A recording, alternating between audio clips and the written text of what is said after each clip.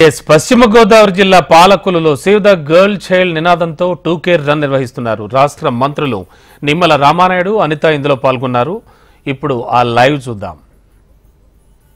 వచ్చేసరికి ఏంటమ్మా అంటే ఏడుస్తుందా తల్లి. ఎందుకు ఏడుస్తున్నావమ్మా, ఏంటి ఏం జరిగింది అంటే లోకేష్ గారు అన్నారు ఒకసారి వెళ్ళి మాట్లాడండి అమ్మా అని.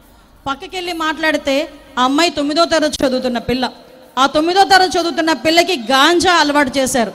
ఆ అమ్మాయి గాంజా తీసుకోవడం మానలేకపోతుంది. ఆ అమ్మాయికి ఆ టైంకి గాంజా పడకపోతే కనుక షివరింగ్ వచ్చి ఆ అమ్మాయి చచ్చిపోతుందేమో అన్న బెంగ. ఆ తల్లి ఎవరితోని చెప్పుకోలేక, ఆ బిడ్డ తాలూకా పరువు తీయలేక, తను ఉండలేక మాకు ఆత్మహత్య శరణ్యమమ్మ, మా పిల్లని తీసుకెళ్ళి ఏదైనా డీఅడిక్షన్ సెంటర్లో జాయిన్ చేయించండి, మేము ఇది బయటికి చెప్పుకోలేకపోతున్నామని చెప్పి ఆ తల్లి వచ్చి ఏడిస్తే ఇమీడియట్గా ఆ రోజు మాకు బీజం పడింది గాంజాని డ్రగ్స్ని ఎలాగైనా ఆంధ్రప్రదేశ్లో అరికట్టాలి అని. గవర్నమెంట్ వచ్చిన తర్వాత నేను ఈ స్టేజ్ సాక్షిగా చెప్తున్నా, నాకు ఇంకా నేను హోమ్ మినిస్టర్గా ప్రమాణ స్వీకారం చేశాను, హోమ్ మినిస్టర్ అయ్యాను, ఇంకా ఛార్జ్ కూడా తీసుకోలే. లోకేష్ గారి దగ్గర నుంచి ఒకటే ఒక మెసేజ్, అమ్మ డ్రగ్స్ని మనం ఆపాలి, గాంజాని మనం ఆపాలి, ప్లాన్ ఆఫ్ యాక్షన్ రెడీ చేసుకో, ఇదే ఒకే ఒక్క మెసేజ్. ఆ రోజు నుంచి ఈ రోజు వరకు మా మంత్రివర్గం కానీ ఎమ్మెల్యేలు కానీ ప్రతి ఒక్కరు కూడా సహాయ సహకారాలు అందించి ఈరోజు ఈగల్ అనే ఒక టాస్క్ ఫోర్స్ని ఏర్పాటు చేసుకునే పొజిషన్కి ఈరోజు గవర్నమెంట్ వచ్చిందంటే అది ఈరోజు మీరందరూ కూడా చేస్తున్న సహకారం. దానికన్నా ముందు ఎంతోమంది విద్యార్థుల తాలూకా భవిష్యత్తు పాడైపోతుంది. ఆంధ్రప్రదేశ్లో ఏ నేరాలు జరిగినా కూడా దానికి అంశం తిరిగి గాంజాయే వచ్చిందంటే దాని గాంజా పరిస్థితి ఎంత భయంకరంగా ఉందో మీ అందరికీ తెలుసు. ఇక్కడ చాలా మంది మాట్లాడుకుంటే ఒక్కసారి మీ మనస్సాక్షిగా ఆలోచించుకోండి. మీ ఇంటి చుట్టూ చివరిన బడ్డీ కొట్టులోనో లేకపోతే ఆఖరికి మీ స్కూల్ సరౌండింగ్లోనో కూడా గంజాయి దొరికే పరిస్థితులు ఈ రోజుకి వచ్చేసినాయంటే ఒక్కసారి మనందరం కూడా ఏ పొజిషన్లో ఉన్నామో ఒక్కసారి ఆలోచన చేసుకోవాలి. దయచేసి ఇక్కడున్న మగపిల్లలందరికీ ఒకటి చెప్తున్నా, అమ్మ నీ తల్లి ఒక ఆడది, నీ అక్క ఒక ఆడది, నీ చెల్లి ఒక ఆడది. బయటకు వస్తే ప్రతి ఆడదానిలోనూ ఒక తల్లిని చూసుకోవాలి, ఒక చెల్లిని చూడాలి. కనీసం ఆడదానిగా గౌరవించే పరిస్థితులు రావాలి తప్పించి ఆ ఆడపిల్లని ఏదో ఒకటి చేద్దాము అన్న ఆలోచన నీకొస్తే రేపొద్దున నీ ఇంట్లో చెల్లిని చూసినా ఇంకొకటి పరిస్థితి అలాగే ఉంటుందన్న సంగతి మాత్రం దయచేసి ఇక్కడున్న ప్రతి ఒక్కరు కూడా ఆలోచన చేసుకోవాల్సిన అవసరం ఎంతైనా ఉంది. మిమ్మల్ని ఇంతకు మించి ఎక్కువగా విసిగించను, ఎందుకంటే చాలా చాలా మంచి మంచి ప్రోగ్రామ్స్ పెట్టారు. మా యాంకర్ తన చిత్రలేఖ ఇందాకటి నుంచి చూస్తున్న 4 గంటల నుంచి మేము మాట్లాడడం కానీ తను మాట్లాడుతూనే ఉంది, చాలా చక్కగా మాట్లాడుతోంది. మంచి ఇన్స్పిరేషన్ కలిగిన ఒక మంచి ప్రోగ్రాం. ఈ ప్రోగ్రాం దృష్ట్యా నేను ఒకటే కోరుకుంటున్నాం, ప్రతి 2 సంవత్సరాలకు ఒకసారి మనం ఇక్కడికి వచ్చామా, లేకపోతే ఈ బెలూన్స్ తీసుకున్నామా, ఇక్కడ ప్రోగ్రామ్స్ చూసామా, మన రామానాయుడు గారు థ్యాంక్స్ చెప్పామా వెళ్ళిపోయామా అని కాదు. ఈరోజు రామానాయుడు గారు పనితీరు ఏంటో నాకు తెలుసు. ఇందాక పాలకులను చూస్తే చాలా మంది కుళ్ళుకుంటారు అని చెప్పింది. నా పక్కనున్న మా కలెక్టర్ గారు ఏం చెప్పారు తెలుసా, మేడం నేను కూడా మేడం అన్నారు ఆవిడ. ఎందుకనంటే ఈ పాలకొల్లులోని రామానాయుడు గారు చేసినంత అభివృద్ధి ఇంకెవరూ చేయరు, మాకు ఇక్కడ లేమే, మేము ఎందుకు భీమవరం అంటే అక్కడ వాళ్ళు చేయలేదని కాదు, ఇంతకన్నా బాగా వాళ్ళందరికన్నా బాగా చేశారు ఇక్కడ. ఇలాంటి సందర్భంలో నేను కూడా కుళ్ళుకుంటాను మేడం అని చెప్పి ఒక కలెక్టర్ స్థాయిలో వ్యక్తి అన్నారంటే ఒకసారి రామానాయుడు గారి పనితీరు కూడా మనందరికీ ఆదర్శంగా నిలవాలి. ముఖ్యంగా ఆయన చాలా సందర్భాల్లో అంటుంటా, సార్ ఏంటంటే అలా సైకిల్ మీద వెళ్ళిపోతారు, పేపర్లు వేసుకుంటూ వెళ్ళిపోతారు, ఎందుకంటే తెలియాలి కదా మేడం వాళ్ళకి.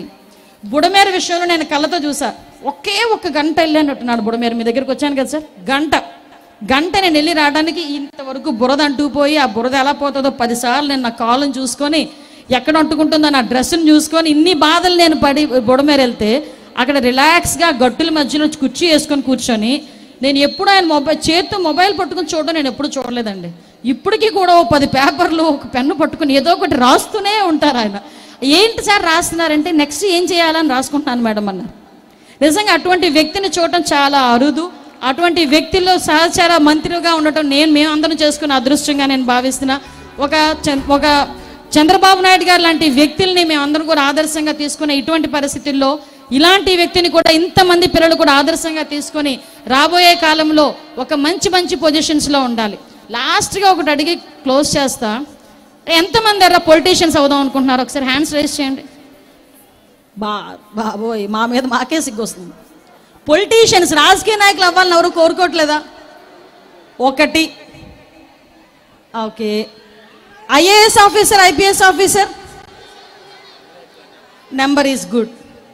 హీరోలు ఓ పవన్ కళ్యాణ్, ఒక అల్లు అర్జున్, ఎంతమంది అనుకుంటున్నారు? Good going. కానీ ఒకటి, మీరు ఏం అవ్వాలనుకుంటున్నా కూడా ఈరోజు ఇక్కడే ఒక బేసం వేసుకొని వెళ్ళండి. ఎస్, ఇది నేను అవ్వాలి పెద్ద అయిన తర్వాత అని. ఏదో అంటారు కదా, గట్టిగా అనుకోండి స్వామి అయిపోద్ది అంటారు ఏదో సినిమాలో. అలాగే గట్టిగా అనుకోండి, మీరు ఏం అవ్వాలి అనుకుంటున్నారో, మీ జీవితంలో ఎంత ఎత్తుకు ఎదగాలి అనుకుంటున్నారో ఈరోజు ఇక్కడ ఆగొద్దు, అక్కడ ఆగాలి ఎప్పుడు కూడా. ఆ రకంగా మనం ఆలోచన తీరు మీరు అందరూ కూడా మార్చుకోవాలని, ఆడబిడ్డ పట్ల ముఖ్యంగా గౌరవంతో మనందరం కూడా ముందుకెళ్ళాలని. ఆడపిల్ల ఉంటేనే, ఇందాకే చెప్పారు లెక్కలు, కొన్ని రోజులు పోతే అబ్బాయిలు పెళ్లి చేసుకోవడానికి ఆడపిల్లలు దొరకర్రా నాయన. ఒకసారి ఆలోచన చేసుకోండి, ఇప్పటికే 1000 మందికి 800 మంది ఆడపిల్లలు ఉన్నారట. కాబట్టి ఆడపిల్లని గౌరవించుకుందాం, ఆడపిల్లని కాపాడుకుందాం, మనందరం కూడా ఆ బాధ్యతగా ముందుకెళ్దామని మనస్ఫూర్తిగా మీ అందరికీ తెలియజేసుకుంటూ, ఆడపిల్లల రక్షణ గురించి, ఈ నేటి భవిష్యత్తు గురించి, ఈ నేటి తరాన్ని గురించి చంద్రబాబు నాయుడు గారు, పవన్ కళ్యాణ్ గారు చేస్తున్న కృషికి మనందరం కూడా సహాయ సహకారాలు అందించాలని మరొకసారి తెలియజేసుకుంటూ సెలవు తీసుకుంటున్నా. Jai Hind. Thank you so much Anitha garu. Anitha గారికి ధన్యవాదాలు తెలియజేసుకుంటూ, ఈ రోజనే కాదు మన పాలకొల్లు నియోజకవర్గంలో మరి ఆ రోజు మొదటిసారి నేను 2014-19 శాసనసభ్యుడిగా పనిచేసినప్పుడు డాక్టర్ బిఆర్ అంబేద్కర్ 125వ జయంతోత్సవాలు సంవత్సరం పొడవునా మనం పాలకొల్లు నిర్వహించినప్పుడు మరి ఆమె ముఖ్య అతిథిగా ఆ కార్యక్రమానికి మన పాలకొల్లు విచ్చేశారు.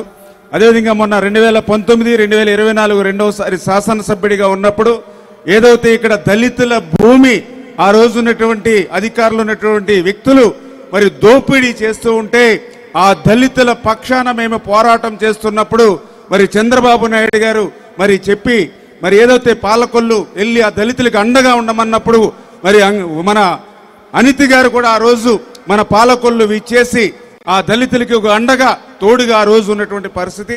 ఈరోజు మళ్ళీ 3వసారి మన Palakollu save the girl child అనేటువంటి కార్యక్రమానికి, అంటే ఒక మంచి మెసేజ్ ఓరియంటెడ్ ఉండేటువంటి విధంగా మంచి కార్యక్రమాలకి ఆమె ఎన్ని బిజీగా ఉన్నప్పటికీ కూడా, ఎందుకంటే ఈరోజు వాస్తవంగా ఈరోజు పొట్టి శ్రీరాములు గారు మరి ఆత్మార్పణ దినం ఆ రోజు సందర్భంగా మరి విజయవాడలో మరి నారా చంద్రబాబు నాయుడు గారు ముఖ్యమంత్రి గారు మరి పెద్ద కార్యక్రమం చేపట్టడం జరిగింది. దానిలో మేమందరం కూడా పాల్గొనవలసిన అవసరం ఉంది. మరి ఈ యొక్క కార్యక్రమాన్ని ముందుగా రూపొందించుకోవడం ద్వారా ఈరోజు ఈ యొక్క కార్యక్రమంలో అటెండ్ అవ్వడం జరిగిందని చెప్పి తెలియజేసుకుంటూ, మరి ఇంత బిజీ షెడ్యూల్లో కూడా ఇక్కడికి విచ్చేసి ఇంత ఇన్స్పిరేషన్ స్పీచ్ అందించినందుకు అనితి గారికి మరొక్కసారి హృదయపూర్వకమైనటువంటి ధన్యవాదాలు మన పాలకొల్లు నియోజకవర్గం తరపున తెలియజేసుకుంటూ, మరి ఏదైతే ఈ యొక్క కార్యక్రమాన్ని మరి ఇక్కడ విచ్చేసినటువంటి మరి వేళ అతిథులు ఎవరైతే ఉన్నారో మరి అందరూ కూడా మరి వాళ్ళ రంగాల్లో మంచి నిష్ఠాతులు, అందుకనే వాళ్ళకి మరి చిన్న చిరు సత్కారం మన పాలకొల్లు తరపున మరి అందించాలని చెప్పేసి కోరుకుంటూ, దానికి మరి ఏదైతే వేదిక మీదకు మరి ఎవరైతే మన తెలుగుదేశం పార్టీ సమన్వయ కమిటీ సభ్యులు అంటే నేను జనరల్గా చెప్పాను, మీ వైఫ్ని భార్యను తీసుకుని రండి, ఫస్ట్ వాళ్ళ వైఫ్ని మనం పైకి పిలుద్దామని. కానీ ఇక్కడ నాకు పెద్దగా వాళ్ళు ఎక్కువ కనపడట్లేదు. ఎవరైనా ఉంటే మన సమన్వయ కమిటీ సభ్యులు